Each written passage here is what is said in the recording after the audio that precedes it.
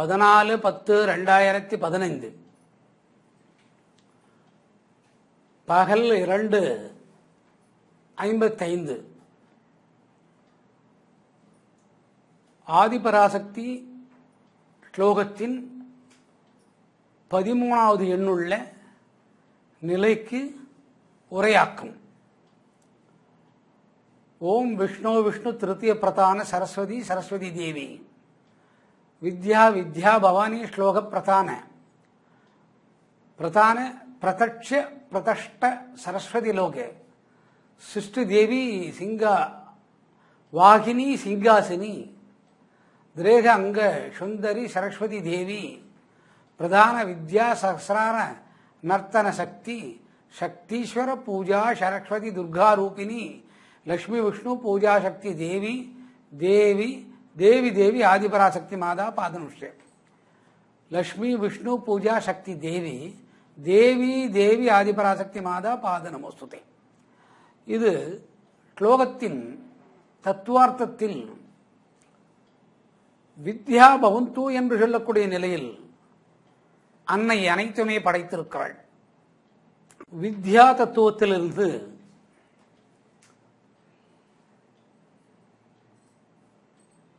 அன்னை இந்த துவக்கத்தை செய்கிறாள். இந்த துவக்கத்தை செய்பவது அன்னை ஆதிபராசக்தி. வித்யா என்ற நிலையில் ஷட்வித்யா என்ற ஒரு தத்துவத்தை வைத்திருக்கிறாள். அது 2 ஆறுகளாக பிரித்திருக்கிறாள். 6 கூட்டல் 6 12 வரும். ஒன்று ஆதாரம், ஆதாரத்தை சார்ந்த சுகம்.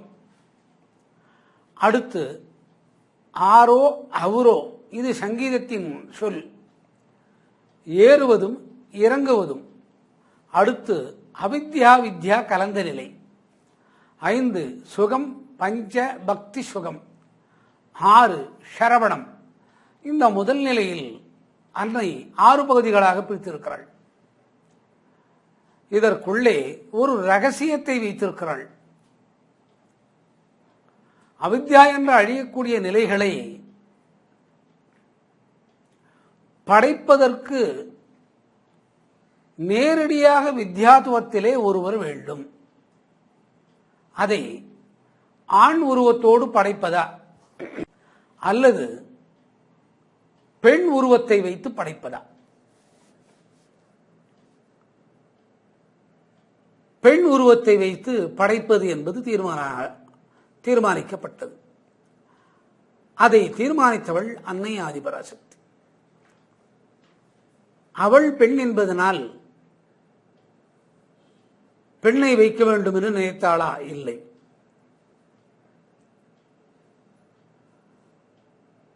பெண்ணை வைக்க வேண்டும் என்பதற்கு வித்யா தத்துவத்திலே ஒரு அற்புதமான ரகசியத்தை அடக்கி வைத்திருக்கிறாள் ஆதிபராசக்தி. ஒன்றுமில்லை, அது சந்நியாசத்தின் கூற்று. உள்ளுக்குள்ளே ஆராய்ந்து சென்றால் வித்யாபவானி என்று சொல்லக்கூடிய சரஸ்வதி தேவி ஆனந்தமான ஆசைகளை விடுத்த பூர்வாங்க சந்நியாசி என்பது தெரிகிறது. சந்நியாசத்தின் முழுநிலை வித்யா தத்துவம். அதிலிருந்துதான் அவித்யா வர வேண்டும், அழியக்கூடியது. அவித்யாவை இயக்குவது வித்யா.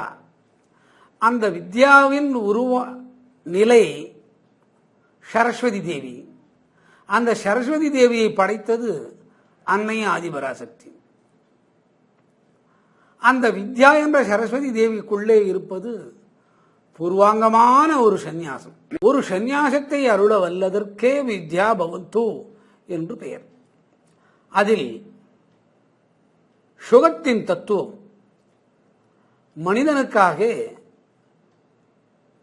அவனுடைய ஆயுளின் நிலை கிரகாதாரத்தின் திசை கூற்றுகளை வைத்து சூரியன், சந்திரன், செவ்வாய், புதன், குரு, சுக்கிரன், சனி, ராகு, கேத்து என்று முதலிலே வரிசைப்படுத்தி விட்டாள். சூரியன், சந்திரன், செவ்வாய், புதன், குரு, சுக்கிரன், சனி, ராகு, கேத்து. இது 9 இலக்கங்களின் நேர்த்தியான நிலை மாறாத ஒன்று. சூரியன், சந்திரன், செவ்வாய், ராகு, குரு, சனி, புதன், கேத்து, சுக்கிரன் என்று அந்த 120 ஆண்டுகள் திசை கோணத்திலே வைக்கிறாள். இது அவித்தியில் கூடிய மனிதனின் சுகம். இதற்கு காலத்தின் அளவு, ஆயுள் குறைந்தது கலியுகத்தில். சராசரி ஆயுள்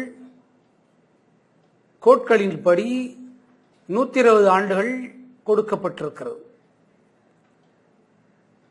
பிறந்தது முதல் 120 ஆண்டுக்குள் பிறந்த மனிதன் ஆணோ பெண்டோ மரணமாகலாம். பஞ்சபூதங்கள் மரணமாவது அதாவது கணக்கில் அடங்காது. பிறப்புக்கு பிறப்பு தொடர்ந்து வரும். 5 அறிவு வரை மரணமாவது இலக்காக ஏற்றுக்கொள்ள முடியாது. அதற்காக யாரும் அழுவதில்லை. ஆனால் மனிதனின் உற்பத்தி மரணம் அழுகிறோம். அதற்காக கிரகங்களை வரிசைப்படுத்துகிறாள்.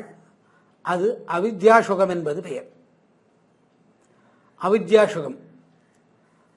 வித்தை சுகம் பஞ்சபூதங்கள், இயற்கையின் பஞ்சபூதங்களை உற்பத்தி செய்வது.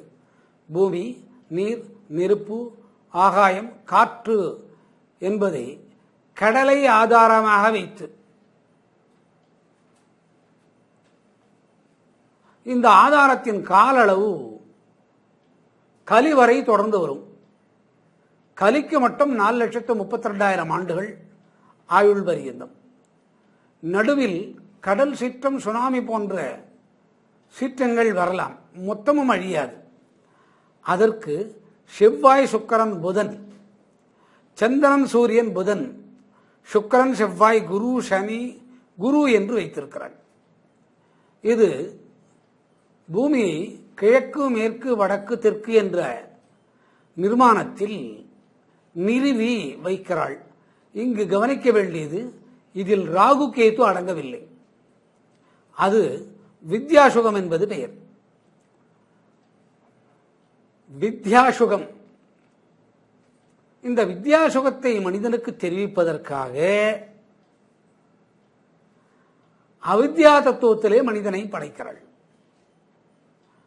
படைத்த அன்னை சரஸ்வதி வித்யாசுகத்திலே இருக்கிறாள். அந்த வித்யாசுகத்தின் பூரணத்தின் சக்தி சந்நியாசத்துக்குள்ளே விளங்கும். இந்த சந்நியாசத்தை போதிப்பது ஆணா, பெண்ணா, குருவா? பெண்தான். அந்த பெண்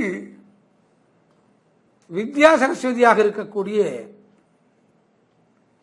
வித்யா பவந்து என்று சொல்லக்கூடிய பெண் தான் சரஸ்வதி. அவளை கூட நிர்மாணம் பண்ணுவது அன்னை ஆதிபராசக்தி.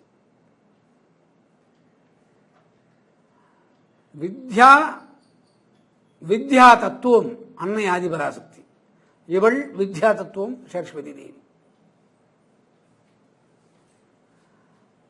அதற்கு அந்த பெண்ணே சந்நியாசத்தின் நிலையில் இருக்க வேண்டும்.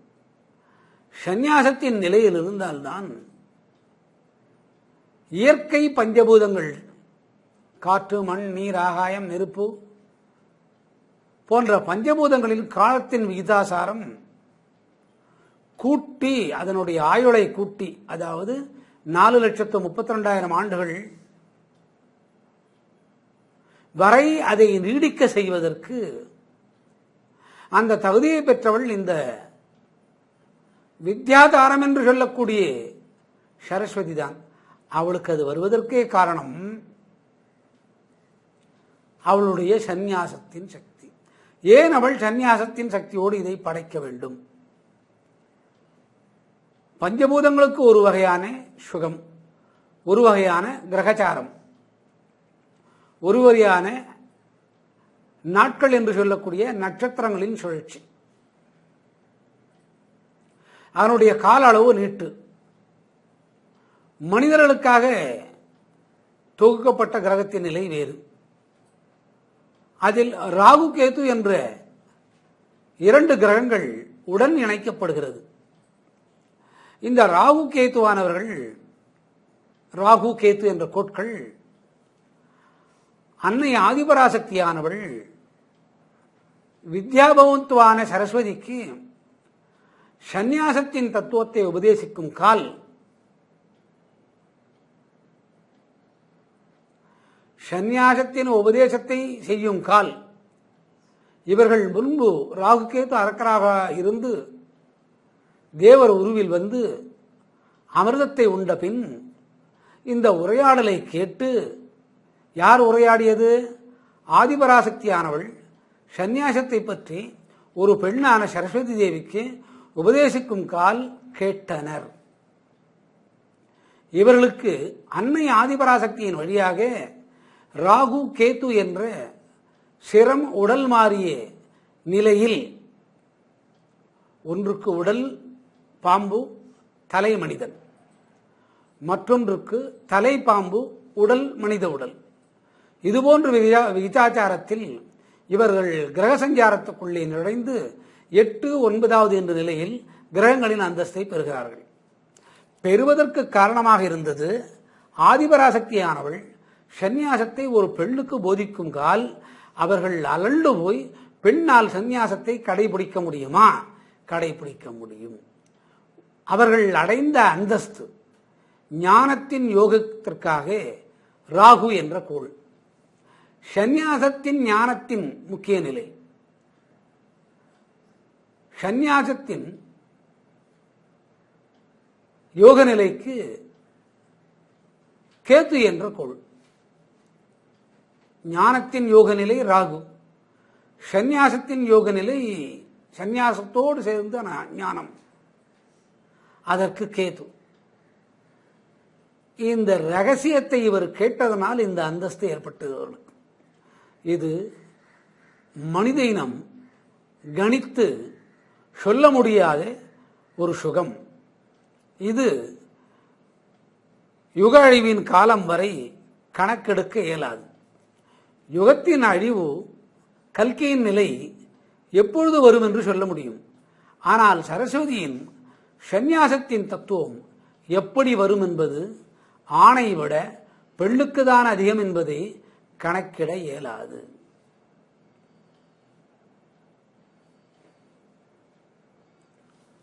ஒரு நிலையில் சுகம் மனிதனுக்கு தகுந்தாறு மாதிரி கிரகங்களை மாற்றி அமைத்திருக்கிறாள். அதற்கு சந்நியாசம் வேண்டும். அடுத்த நிலை ஞானத்திற்காக பஞ்சபூதங்கள், இயற்கை பஞ்சபூதங்கள், அதற்கு தகுந்த மாதிரி படைத்திருக்கிறாள். இதை படைப்பதற்கு சந்நியாசம் வேண்டும். எந்த சந்நியாசம் வேண்டும்? பெண்ணுக்கு சந்நியாசம் வேண்டும். பெண்ணின் சந்நியாசம் சிறந்ததா, ஆணின் சந்நியாசம் சிறந்ததா? இங்கே வித்யாபவந்து என்று சொல்லக்கூடிய சரஸ்வதியின் சந்நியாசம் சிறந்தது. இதற்கு சுகம் என்பது பெயர். இதற்கு சுகம் என்பது பெயர். இது ஒரு பெண்ணால் வரையறுக்க முடிகிறது. ஒன்றுமில்லை, பிள்ளை பெற்ற தாயிடத்தில் ஒரு வகையான அன்பு, அது வித்தியால். அதே உடல் கணவனோடு இருக்கக்கூடிய காலத்தில் அவித்யா. சந்நியாசத்தின் தத்துவத்திலே மகனோடு இருக்கிறாள். இது இயல்நிலை மனிதர்களின் வாழ்க்கை. தாயோடு கூடிய அன்பு மகனுக்கு வித்யா, கணவனோடு பாசத்தின் இல்லற சேர்க்கை அவித்யா. இதை தாண்டிய நிலை சரஸ்வதி. வித்தைக்குள்ளும் சந்நியாசம், அவித்தைக்குள்ளும் சந்நியாசம். இந்த சந்நியாசத்தை யார் கடைபிடிப்பது? மக்களா அல்ல, சரஸ்வதி தேவி மட்டும்தான் கடைபிடிக்கிறாள். மனிதர்களுக்கு இது பொருந்தாது, சுகமாக அளிக்கிறாள்.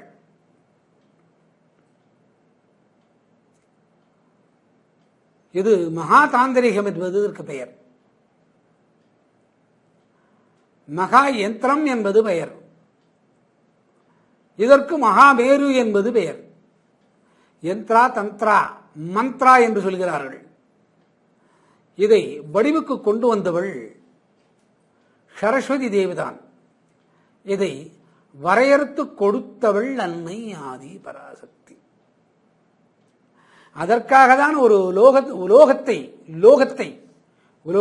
லோகம் சிருஷ்டி செய்கிறாள். நவபாஷாணத்தின் உலோகத்தை பற்றி சொல்லியிருப்போம், அது முடிந்த கதை. ஒரு உலகத்தையே சிருஷ்டி செய்யக்கூடியது சரஸ்வதி லோகே. சிருஷ்டி தேவி சிங்காசனி, சிங்கவாகினி. ஒரு பெண்ணின் சந்நியாசத்திற்கு ஒரு உலகத்தை படைக்கிறாள். அதற்கு சரஸ்வதி லோகம் என்பது பெயர். அந்த படைப்பின் தொழிலை செய்வது ஆதிபராசக்தி. ஏன் அந்த உலகத்தை அவளுக்கு படைத்துக் கொடுக்கிறாள்? உலகம் உலகை சார்ந்த இடம். அதற்குள்ளே உருவமான இருக்கக்கூடிய பெண் கருநிலை உருநிலை அல்லாது பிரத்யட்சமாக அவளை தயார் செய்வதால் அதற்கு உலகமும் ஒன்று வேண்டும் என்று சரஸ்வதியின் உலகத்தை படைக்கிறாள் அன்னை ஆதிபராசக்தி. இது சுகம் அனுபவித்தது ஆதிபராசக்தியும் அன்னை சரஸ்வதியும். இதுதான் சுகத்தின் தத்துவம். இதுதான் சுகத்தின் தத்துவம். இந்த சுகத்துக்குள்ளே சந்நியாசமாக இருந்தது யார்? சரஸ்வதி மகாதேவி.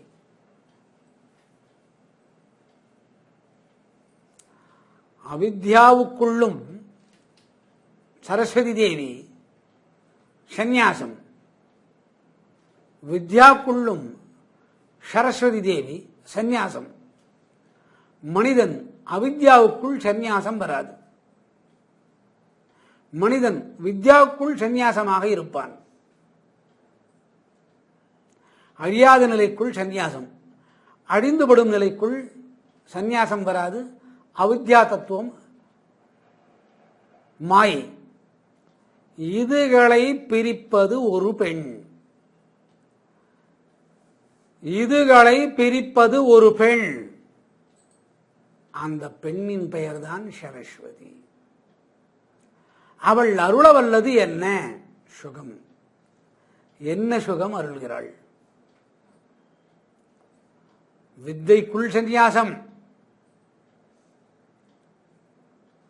அவித்தைக்குள் சந்நியாசம். ஏன் இரண்டு நிலையிலும் சந்நியாசத்தை புரிந்து கொள்ள முடியும்?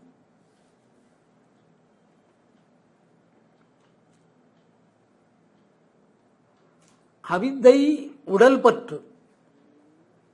அவித்தைக்குள் சந்நியாசம் வந்தால் உடல் பற்று நீங்கும். வித்யா பவானே என்று சொல்லக்கூடிய ஆறாவது நிலையில் அவித்யா சூன்யம் அடங்குகிறது. வித்யா பவானே என்று சொல்லக்கூடிய இரண்டாவது நிலையில் 6 சுகநேத்திர லட்சுமி ஞான வித்யாதாரம் வித்யா சம்பத்து கீர்த்தனம் ஸ்தோத்திர மந்திர காவியாதாரம் வித்யா சம்பத்து லாபம் அவித்யா சூன்யம் என்று வரக்கூடிய காலத்தில்தான் அவித்தியில் சந்நியாசம் வரும். மனிதனுக்கு அவித்தியில் சந்நியாசம் வராது. அவித்தை என்பது அழியக்கூடியது. ஒரு முட்டை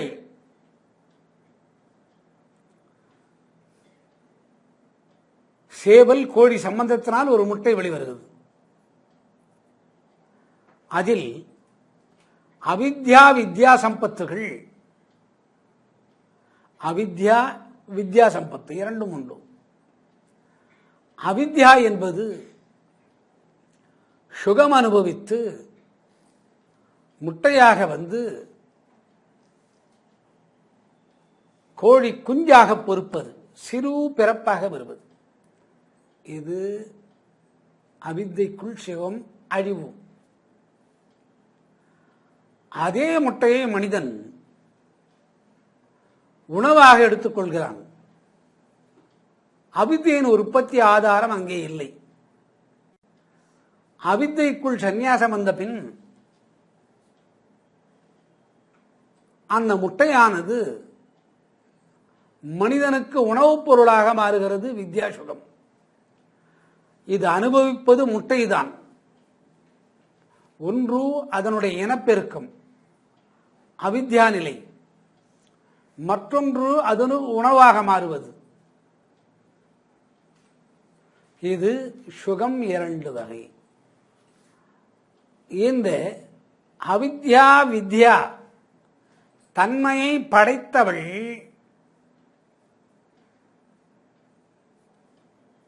அந்த கருமுட்டையை தன் உபயோகத்திற்கு வைத்துக் கொள்வதில்லை.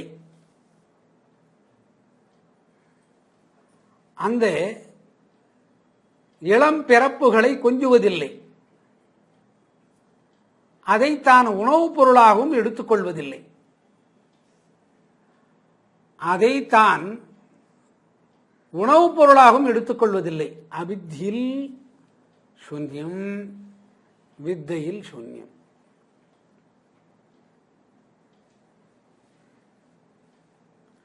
அவித்தியில் சந்நியாசம், வித்தையில் சந்நியாசம். இது யாருக்கு பொருந்தும்? மனிதனுக்கு பொருந்தாது. அன்னை ஆதிபராசக்திக்கு மட்டுமே இது பொருந்தும். அடுத்து மகாதேவியான சரஸ்வதியை மட்டுமே இது பொருந்தும். இதற்காகத்தான் வித்யா என்று வித்யாவுக்குள்ளே ஆதாரத்தை தாண்டி சுகம் என்ற நிலை கொடுத்திருக்கிறாள். இது ஞானிகளும் மோனிகளும் வார்த்தையை விடுத்து மோன நிலையில், பேசாத நிலையில் ஆராய்ந்து பேச்சை விட்டொழித்தனர். இந்த பேச்சின் ரகசியத்தை ராமகிருஷ்ணன் வெளியே கொண்டு வருகிறான். ராமகிருஷ்ண பரமாம்சம் ரெண்டு நிலைகளை வெளியே கொண்டு வருகிறான். எந்த ரெண்டு நிலைகளை? சரஸ்வதியின் அவித்தைக்குள் சந்நியாசம், வித்தைக்குள் சந்நியாசம். இதுதான் இறை வழிபாட்டுக்குள்ளே இருக்கக்கூடிய சுகம். 4,32,000 ஆண்டுகள் மனிதன் உயிரோடு இருக்கலாம். வித்தைக்குள் சந்நியாசம், அவித்தைக்குள் சந்நியாசம் சுகத்தை கண்டுவிட்டாள். அதற்காகத்தான் மனிதன் இங்கு வருவது இயல்பல்ல.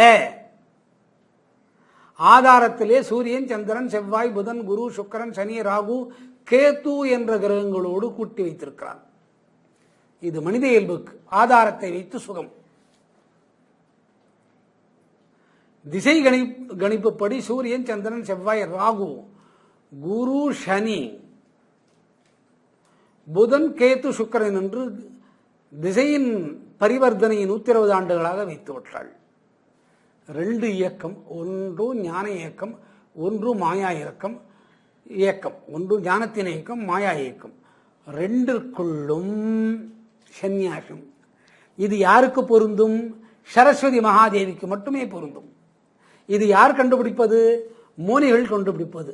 மோனிகள் கண்டவுடன் என்ன செய்தார்? உலக மக்களிலிருந்து தன்னை பிரித்து கொண்டு தானாக வாழ்ந்து வந்தார்கள். ராமகிருஷ்ணன் என்ன சொல்கிறான்? காளியை மூலதனமாக வைத்து அவளிடத்திலிருந்து அனைத்தையும் கற்று சரஸ்வதி தேவி இடத்திலே ஒப்பாரி வைத்து அங்கு அவளுடைய வாய்மொழி சத்தியத்தை வாங்கி மக்களுக்கு கொடுத்தான். அந்த சரஸ்வதிக்கு நிகராக வாழ்ந்த ஒரே மனிதன் ராமகிருஷ்ண பரமாம்சர். அதைத்தான் சுகம் என்று சொல்கிறோம்.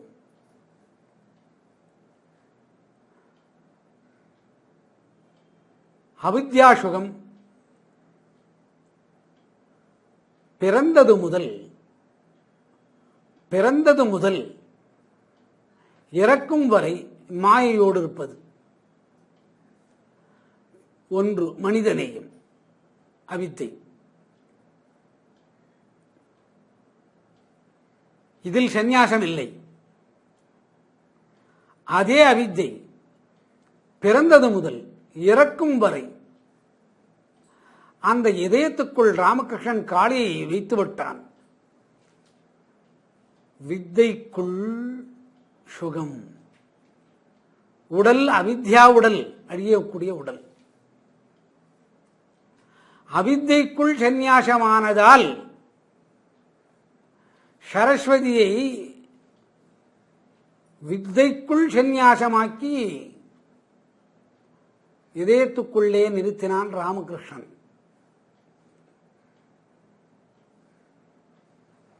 சாதாரண மனிதன் அவித்யாவுக்குள் சந்நியாசத்தை கடைபிடிக்க முடியாது. பிறந்தது முதல் இறக்கும் வரை மாயை. ஞானி மோனி என்று சொல்லக்கூடிய ராமகிருஷ்ணன் உடல் அவித்யா தத்துவம், அழியக்கூடிய தத்துவம், அதற்குள்ளே சந்நியாசம். வித்யா தத்துவம், காளியை நிறுத்துதல் உள்ளே, அதற்குள்ளே சந்நியாசம். அந்த உடல் ஞான மார்க்கத்திற்கு மட்டுமே ஈடுபட்டது. அடுத்தது உறவுகளோடு கூடி வாழ்வது. அவித்யா அழியக்கூடிய மனிதனின் சுகம். அதே அவித்யா உடல் தாங்கிய ராமகிருஷ்ணன் அதில் சந்நியாசத்தை வைத்துக் கொண்டு உறவுகளை களைந்தெடுத்து மனைவியை கூட விட்டுவிட்டான். சாரதா தேவி கொடுமையிலும் கொடுமை இது. மக்களோடு, பக்தர்களோடு, இறைவனோடு இருந்தான். அவித்தை வித்யாக்குள் கண்ட சந்நியாசத்தின் சுகம். தொழில் கொண்டு மோகம் கொண்டு செல்வந்தனாவது வித்தைக்குள் மனிதனின் சுகம். ஞானியும் போனியும் உலகியல் செல்வத்தை விடுத்து அன்னையோடு ஞான மார்க்கத்தின் செல்வத்தை அடைதல் ராமகிருஷ்ணனின் சுகம். மனிதன்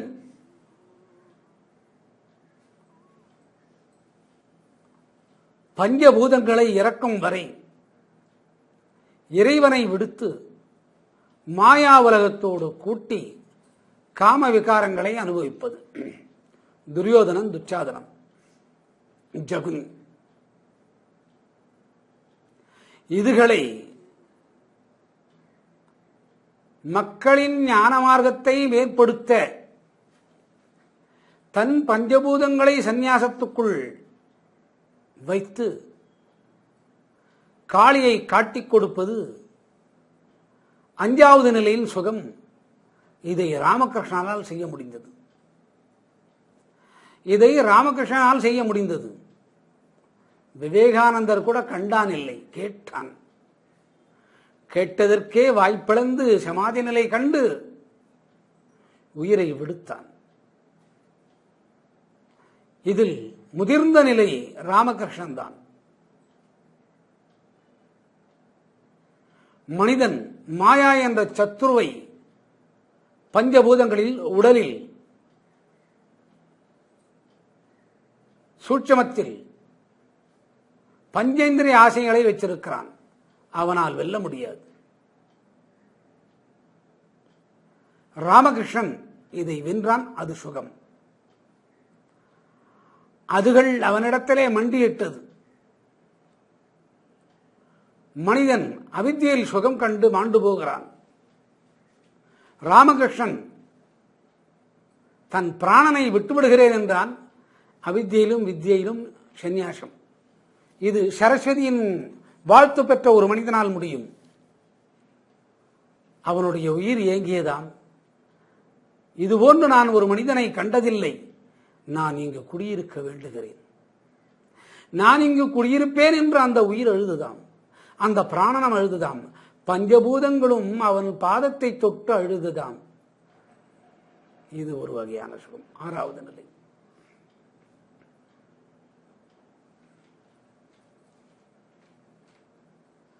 காளி நீ இருக்க வேண்டும் என்று நினைத்தாளாம். உலகோருக்கு அஞ்ஞானத்தை நிவர்த்தி செய்து ஞானத்தை கொடுக்க வேண்டும் என்று காளியிடத்திலே சொன்னாலாம், அடி போடி, நீ என்னை ஏமாற்றுகிறாய், நான் இருக்க விரும்பவில்லை, நான் சென்று விடுகிறேன் என்றானாம். அப்பொழுது பிராணனும் உயிரும் ஜீவமும் ராமகிருஷ்ண பரமஹம்சனின் பாதத்தை பிடித்துக் கொண்டு அழுதது. அழவேண்டிய சூழ்நிலை வந்தபோது வருவதற்கும் இவைகள் ஒன்றிணைந்து கோரிக்கை கேட்பதற்கும் சரஸ்வதியின் அனுகிரகம் ஆதிபராசக்தியின் வழியாக பெற்றால் ஒழிய இது நடக்காது. மாயையின் சத்ருவை வெல்வது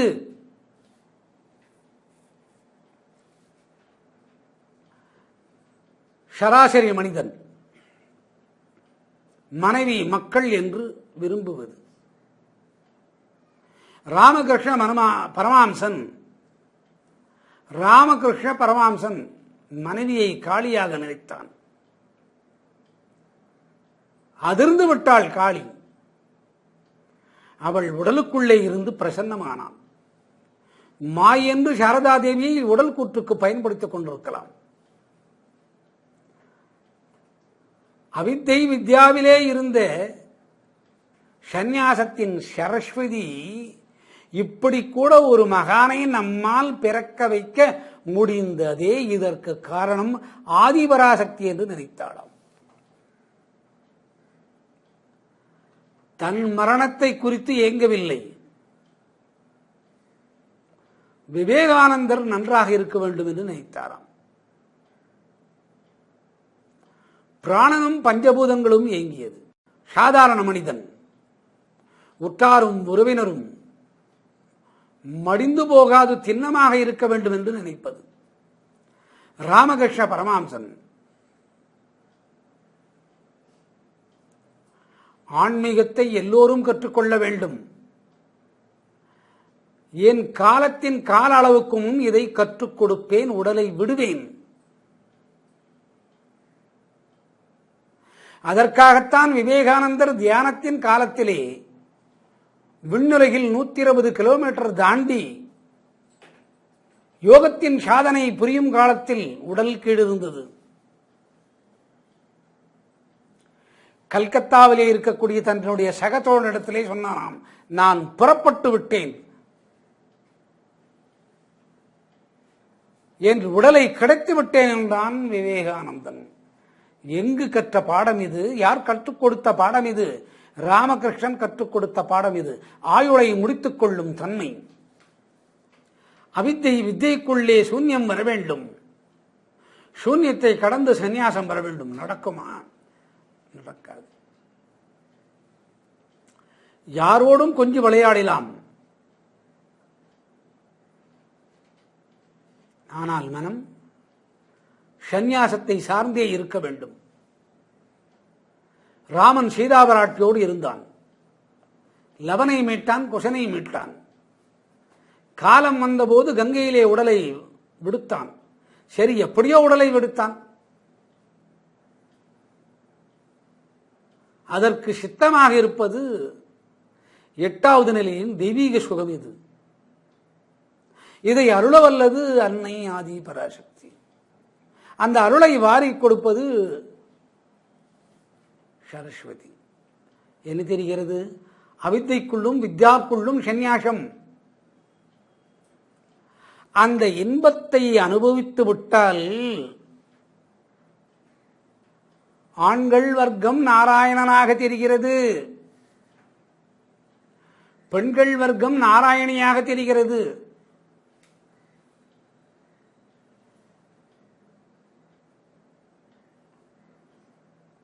பிள்ளைக்கு கேட்டான், கொடுத்தேன் என்றான். பிள்ளையும் அதற்கு முன் வந்தது, தாயும் வந்தது.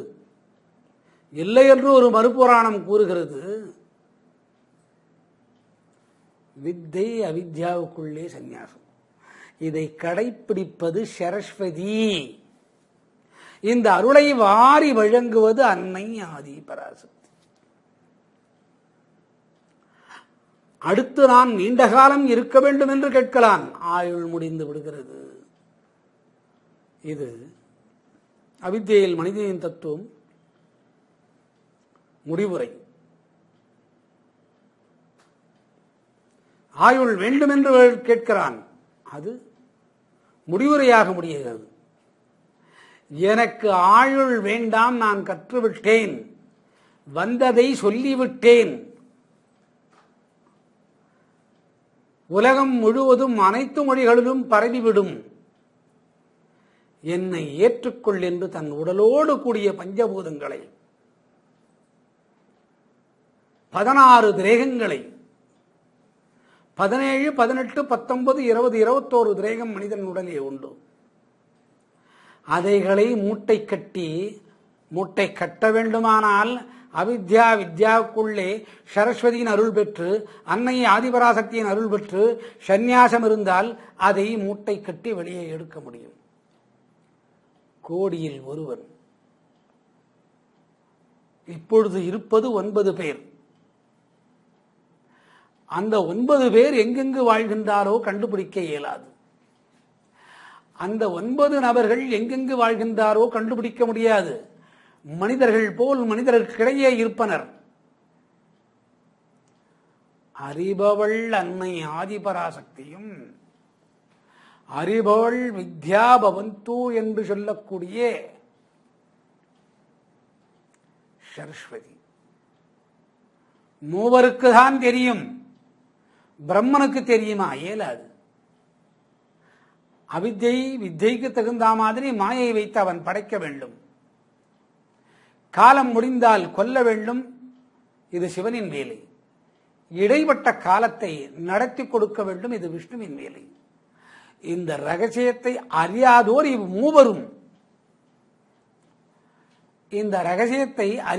இம்மூவரும் இந்த ரகசியத்துக்குள்ளே தானே நின்று தானாகி தானாடி ஒரு பெண் அறிந்திருக்கிறாள். அவள்தான் சரஸ்வதி. நாம் இந்த சரஸ்வதி தேவியை கல்விக்கு இலக்காக வைத்து கல்வியின் தெய்வம் என்று நினைக்கிறோம். ஞானத்தின் புலமைக்குள்ளே ரகசியம். 2 பெண்கள் ஓரிடத்தில் இணைந்தால் அவித்யில் உலகத்தை அழித்து விடுவார்கள். இந்த 2 பெண்கள் ஒரு இடத்திலே இருந்து இன்று உள்ள 900,000 கோடியில்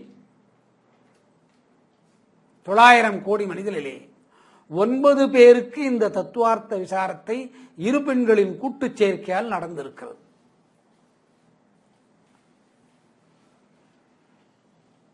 ஆனந்தமயமான ஒரு விசாரம் இது.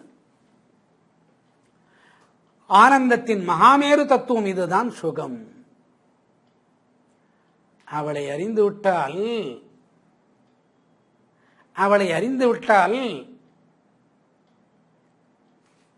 உடல் இருக்கிறதே பெண்ணோ ஆணோ, எலும்பு மேல் பற்றிய சதை தானாக ஆடும், நரம்புகள் தானாக இயங்கும், எலும்புக்குள்ளே இருக்கக்கூடிய மஜ்ஜை தானாக இயங்கும், இரத்தத்தின் ஓட்டம் தானாக நரம்புகளை தள்ளிச் செல்லும். ஒன்றோடு ஒன்று சம்பந்தமில்லாத உடல் கூற்று போல் இருக்கும். யசோதரை இப்படித்தான் இருந்தாளாம். கண்ணா என்று சொன்னால் அவளுடைய தோல் பிரிந்தது போல்,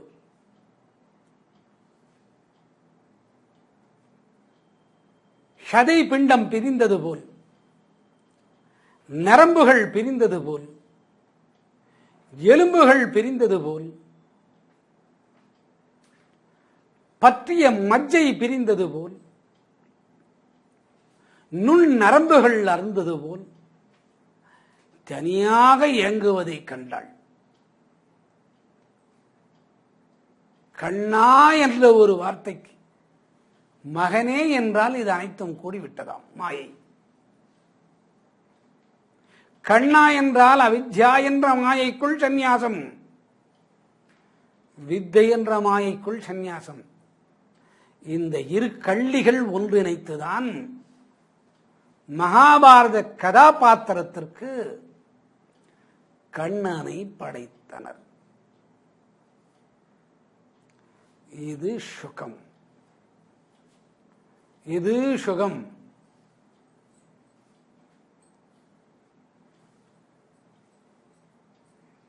கண்ணா என்றால் ருக்மணி தராசு முள்ளில் மேலே அமர்ந்திருப்பதை கண்டு இதயமே வெடித்து சிதறியதாம். உலகத்தையே ஆட்டி படைக்கும் அச்சுதா,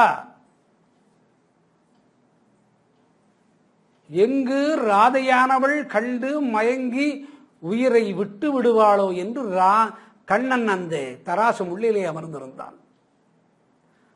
ராதையின் கூற்று அவித்தியிலே சந்நியாசமற்ற மாயை.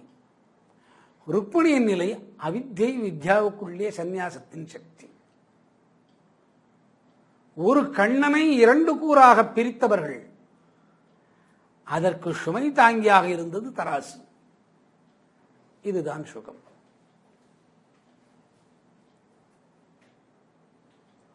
இதுதான் சுகம். பிறப்புக்கு பிறப்பு, பிறப்புக்கு பிறப்பு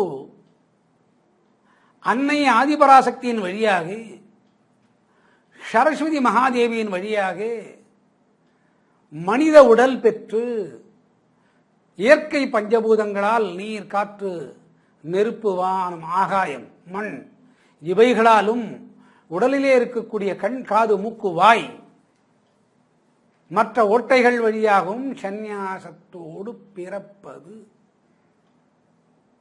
சுகம்.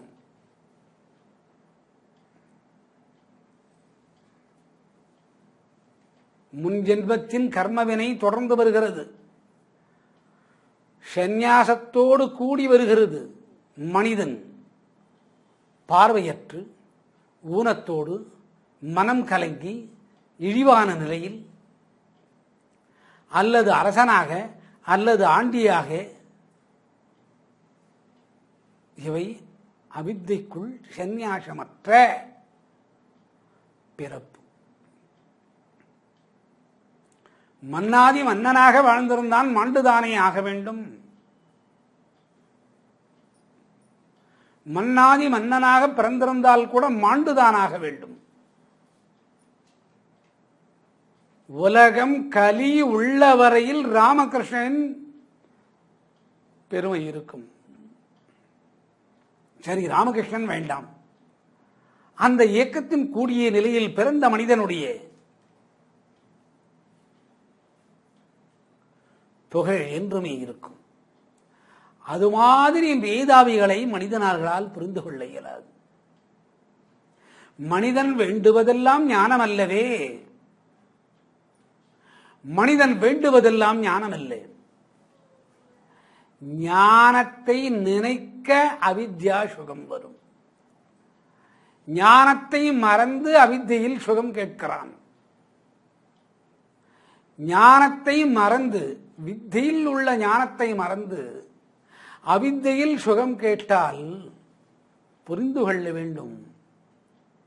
சந்நியாசம் வேண்டாம். ஆசானை புரிந்து கொள்ள இயலாது. அதற்கு 300 பிறப்புகள் வேண்டும். எத்தனை பிறப்புகள்? கூட்டிக் கொண்டது என்ன? நீதான் பிறப்புகளை கூட்டிக் கொண்டாய். பிறப்புகளை கூட்டிக் கொள்வது நட்டக்கணக்கு. பிறப்புகளை குறைத்துக் கொள்வது, பிறப்பு அல்லாத பிறப்பது லாபக்கணக்கு. இதைத்தான் சரஸ்வதி தேவி செய்கிறாள். அதற்காகத்தான் இவளுக்கு வித்யாதாரணி.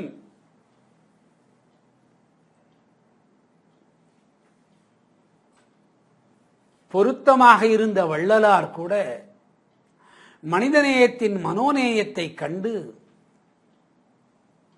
காதறி அழுது கடைவிருத்தேன் கொள்வாரில்லை கட்டிக்கொண்டேன் என்றான்.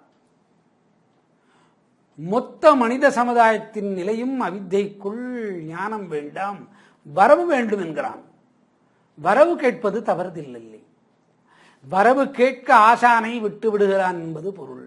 ஆசானை விட்டுவிட்டால் சரஸ்வதி தேவி அவித்தைக்குண்டான பலனை கொடுக்கிறாள், அவ்வளவுதான். ஞானமோ அவித்தியின் சூன்யமோ வருவதில்லை. ஏன் அதை கற்றுக்கொள்ளலாமே? நடைமுறைக்கு வர வேண்டிய அவசியம் இல்லை. அதை கற்றுக்கொண்டால் நாளை உதவும். 40 ஆண்டுகள் சேமித்த பென்ஷன் வருவது போல் உடன் வரும். அது உயிர் போனால் நின்றவுடன் பென்ஷன். இந்த பென்ஷன் உயிர் போனாலும் தொடர்ந்து அடுத்த பிறப்புக்கு ஞானம் கொடுக்கும். இது சுகம். அவித்தைக்குள்ளும் வித்தைக்குள்ளும் ஒரு பெண்ணை படைத்து அவளுக்கு சரஸ்வதி தேவி என்று பெயர் வைத்து அதற்குள்ளே சூன்யத்தை படைத்து அந்த சூன்யத்திற்குள்ளே சந்நியாசியத்தை படைத்து பெண் உருவத்தை பால் வெள்ளை போல் கொடுத்திருக்கிறாள் அன்னை ஆதிபராசக்தி. நாம் சரஸ்வதி பூஜை என்று கல்வி இலக்கணத்தோடு தான் அவளை பார்க்கிறோம். கல்வி தேவை, பட்டம் வேண்டும். கல்வி, பட்டம், விஞ்ஞானம் அனைத்தும் வேண்டும். மருத்துவத்தில் ஞானம் வேண்டும், வழக்கிலே ஞானம் வேண்டும். ஆனால் இது காடு வரை மட்டுமே வரும். இருந்தான் இறந்தான் உடலை பற்றி பேசாது. ராமகிருஷ்ணனின் புகழ் உடல் என்போது பேசுகின்றோம்.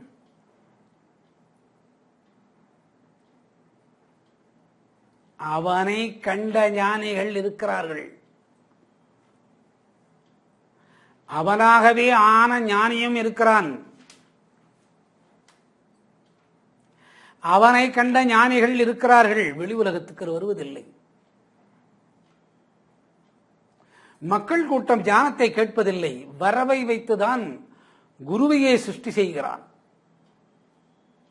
எப்பொழுது எதை கொடுக்க வேண்டும் என்று ஆசானுக்கு தெரியும். அவனாகவும் வந்து பூலோகத்திலே தெரிகிறான். அவனை கண்டுகொள்ள இயலாது. உங்களுக்குள்ளே யாராவது ஒருவர் இருக்கலாம், பார்க்கும் நேயர்களுக்குள்ளே கூட யாராவது ஒருவர் இருக்கலாம். யார் கண்டது? யாரால் இதை கண்டுபிடிக்க முடியும்? ஒரு பெண் இந்த ஆட்டத்தை, நாடகத்தை நடத்துகிறாள். அந்த பெண்ணுக்குத்தான் சரஸ்வதி தேவி என்பது பெயர்.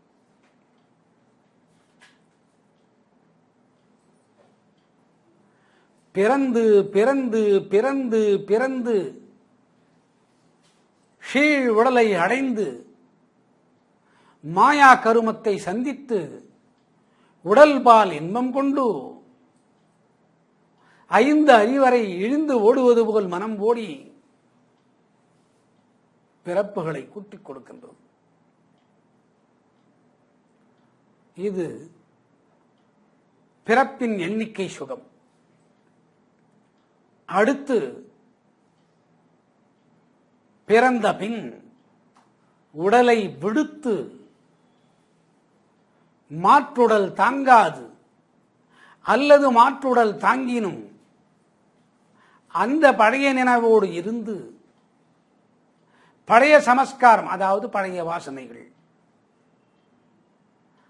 அதுபடி இருந்து வாழ்வது. என்றோ மகாபாரதம் முடிந்தது, என்றோ துவாரகை பட்டணம் கடல் கடந்தது, கடலில் அமிழ்ந்து போனது, என்றோ தன்னுடைய உடலை விடுத்தான் ஒரு அம்பிலே, வேடன் விட்டான், மாயா கண்ணன் உடலை விடுத்தான். இன்று ஒரு மனிதன் யோகத்தை, சித்தாந்தத்தை கற்றால் விட்ட உடல் வருகிறது. அப்பொழுது கண்ணன் இருந்தானா, இருக்கிறானா, இறந்தானா, இறந்து விடுவானா, என்றும் இருப்பது. இது ஒரு சுகம். இந்த சுகத்தின் தத்துவம்தான் 10 அவதாரங்கள். இதை கண்ணன் அனுபவிக்கிறான். ராகு, கேது என்ற கோட்கள் இதை பகிர்ந்து மனிதனுக்கு கொடுக்கிறது.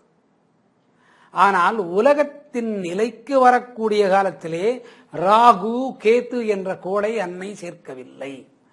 செவ்வாய், சுக்கிரன், புதன், சந்திரன், சூரியன், மீண்டும் புதன், சுக்கிரன், செவ்வாய், குரு, சனி, குரு என்ற கோட்களை வைத்துக் கொண்டிருக்கிறார். அதன் காரணம் என்ன?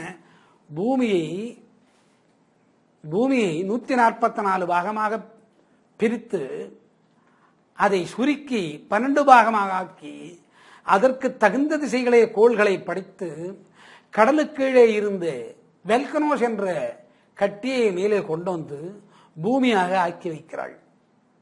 ஏன்? அதனுடைய அழிவு காலம் வேறு காலமாக இருக்கும். இன்றைய அமெரிக்கா 300 ஆண்டுகளுக்கு முன் காடாக இருந்தது. இன்று உலக நாட்டிலே ஒன்று மேதாவியாக இருக்கின்றது. அந்த மேதாவி நாட்டிலே தானே அடுக்கு மாளிகைக்குள்ளே விமானம் நுழைந்தது. இந்தியன் ஒருவன் சொன்னானாம், இதனுடைய வாஸ்து பறவை தாக்கி சாயும் என்று. இதனுடைய வாஸ்து பறவை தாக்கி இறக்கை கொண்ட பறவை தாக்கி சாயும் என்றான். அது புகை மண்டலத்தோடு சாய்ந்தது.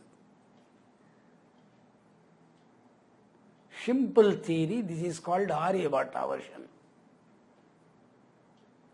இதுதான் வித்யாதரமான சரஸ்வதி தேவியின் மகாஞானம். மகாஞானம் ஒரு பெண்ணுக்குள்ளே மண்டையை சமிட்டியால் அடித்து பிளந்து வலது கையிலே மூளையை எடுத்து ஆராய்ச்சி செய்தாலும் வராது. மீண்டும் அந்த மண்டைக்குள்ளே இந்த மூளையை அடைத்து மண்டை ஓட்டினை மூடினாலும் தெரியாது. அதற்காகத்தான் பாஷையல்லாத கோடுகளாக விதியை மண்டைக்குள்ளே பிரம்மனை படைக்க செய்தது இந்த வித்யாபவந்து என்று சொல்லக்கூடிய சரஸ்வதி. அதற்கு ஆதாரமாக இருப்பது அன்னை ஆதி பராசக்தி. இவைகள் சுகத்தின் விகிதாச்சாரம். இவை அனைத்தும் சுகத்தின் விகிதாச்சாரம்.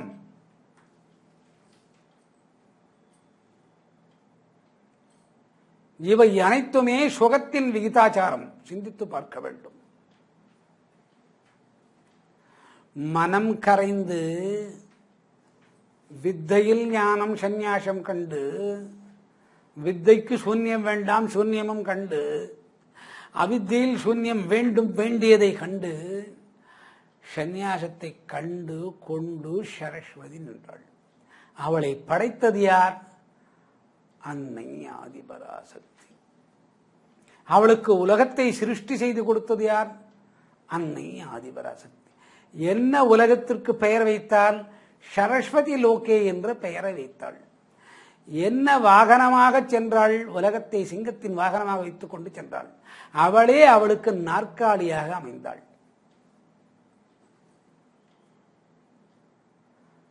தங்கத்தால் மின்னியது அந்த நாற்காலி. ஆனால் மேலே இருப்பவள் பாலின் வெண்மை, தானே அன்னமாக மாறிவிட்டாள். ஒரு பெண்ணிடத்திலே கல்வி கற்பதற்கு இன்னொரு பெண் தேவைப்பட்டது. சந்நியாசத்திலே மிகைப்படுத்தக்கூடிய அவித்யாசூன்யத்தின் 12வது நிலை ஒரு பெண்ணுக்கு தான் சார். இதுதான் உலக நியதி. சரஸ்வதி சரஸ்வதி சரஸ்வதி கல்வியை கொடுக்கிறாள். கல்வியால் பணம் வருகிறது. எத்தனை விஞ்ஞானிகள் தோன்றினார்? எத்தனை விஞ்ஞானிகள் மாண்டனர்? எத்தனை விண்வெளி ஆகாயத்திற்கு பாய்ந்தது? எத்தனை வெற்றி கண்டது? ஆம்ஸ்ட்ராங்கில் தொடங்கி இன்று வரை பாரும். 10 பைசா ஜோதிடன் சொல்கிறான், செவ்வாய் கிரகத்திலே மனித இயக்கம் உண்டு, நீர் உண்டு, புயல் காற்று உண்டு, பனிமலை உண்டு, பனி வெடித்து சிதறுகிறது, வெல்கனோஸ் உண்டு, பாறை சிகப்பு, மண் சிகப்பு என்றான். 2012 அதுதான் கண்டுபிடிக்கப்பட்டிருக்கிறது. தரையிலே அமர்ந்து சொன்னான். விண்வெளியை விட்டு அதற்கும் இதற்கும் சம்பந்தமில்லாது கோளை அனுப்பி கோளை சீர் செய்து கண்டான். இதுதான் உண்மை. இவை அனைத்துமே செய்வது ஒரு பெண். ஓம் விஷ்ணு விஷ்ணு திருத்திய பிரதான சரஸ்வதி சரஸ்வதி தேவி வித்யா வித்யா பவானி ஸ்லோக பிரதான பிரதான பிரதட்ச பிரதஷ்ட சரஸ்வதி லோகே சிருஷ்டிதேவி சிங்கவாகினி சிங்காசனி திரேக அங்க சுந்தரி சரஸ்வதி தேவி பிரதான வித்யா சகசிரார நர்த்த சக்தி நர்த்தன சக்தி நடனமாடுவது சக்தீஸ்வர பூஜா சரஸ்வதி துர்கா ரூபிணி லக்ஷ்மி விஷ்ணு பூஜா சக்தி தேவி தேவி தேவி ஆதிபராசக்தி மாதா பாத நமோஸ்துதி. இதுதான் சுகம். உங்களை ராமகிருஷ்ணனோடு பங்கிட்டு பாரும். ராமகிருஷ்ணனை உங்களோடு தொகுத்து பாரும். சுகம். ஷட்வித்தாய நிலையிலே ஆதாரத்தை கடந்த நிலை சுகம்.